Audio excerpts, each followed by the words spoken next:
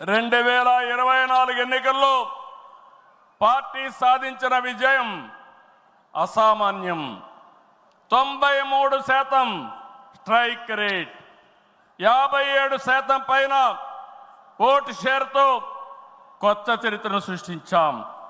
ఇది ముమ్మాటికి కారణం పసుపు సైనికులే, ఇక్కడుండే మీ నాయకత్వమే కారణమని మీ అందరికీ విజ్ఞప్తి చేస్తున్నాం. మీరు చేసిన పోరాటాలే నేటి అధికారం, మీ త్యాగాలే నేటి ఈ స్థానం. ఇది కాకుండా సమయానుకూలం మనం ఎప్పటికప్పుడు స్ట్రాటజీ కూడా ఆలోచించినప్పుడు జనసేన బీజేపీ పొత్తు పెట్టుకుని ఎన్డీఏ ఏర్పాటు చేసుకున్నాం. దానివల్ల కూడా ఈరోజు ఈ మహా విజయానికి దోహదం చేశాయని చెప్పి విజ్ఞప్తి చేస్తున్నాం.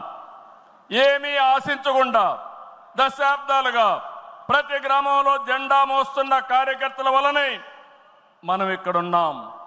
నేనే కాదు, ప్రతి ఎమ్మెల్యే, ప్రతి ఎంపీ, ప్రతి మంత్రి గుర్తించుకోవాలి.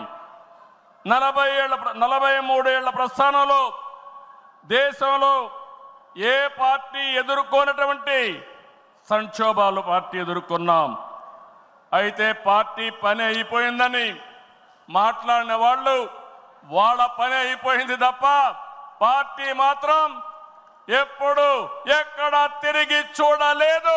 తెలుగుదేశం జెండా రెపరెపలాడుతూనే ఉంటుంది.